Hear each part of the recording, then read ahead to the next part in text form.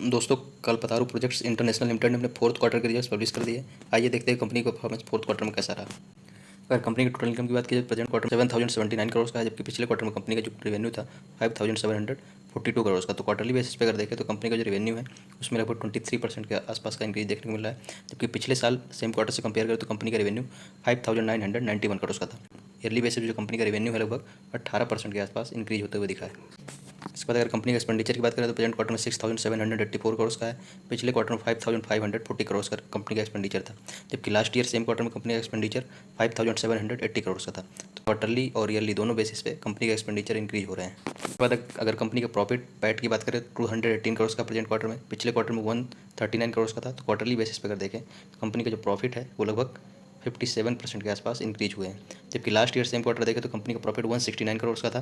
तो yearly basis पे अगर देखें तो कंपनी का जो प्रॉफिट है वो लगभग 29% के आसपास इंक्रीज होते हुए दिख रहा है। इसके बाद अगर कंपनी की ईपीएस अर्निंग पर शेयर की बात करें तो प्रेजेंट क्वार्टर में 13.42 का है, पिछले क्वार्टर में 8.67 का था, जबकि लास्ट ईयर सेम क्वार्टर में कंपनी का ईपीएस 10.11 का था। तो ईपीएस भी कंपनी के प्रॉफिट की तरह ही क्वार्टरली और ईयरली बेसिस पे इंक्रीज हो रहे हैं।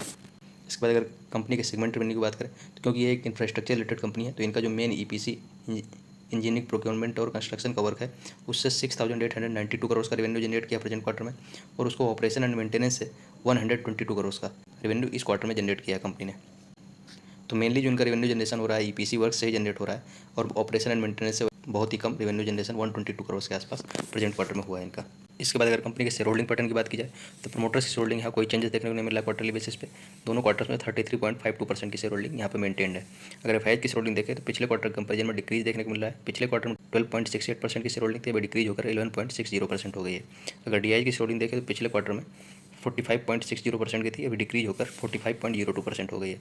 तो ओवरऑल अगर रिजल्ट्स देखें तो कंपनी ने शानदार परफॉर्मेंस दिया है। रेवेन्यू में 23% का क्वार्टरली और ईयरली बेसिस पे 18% का इंक्रीज है, और प्रॉफिट में तो क्वार्टरली बेसिस पे काफ़ी अच्छा इंक्रीज है 57% का, और ईयरली बेसिस पे भी 30% के आसपास का जंप देखने को मिला है कंपनी के प्रॉफिट में।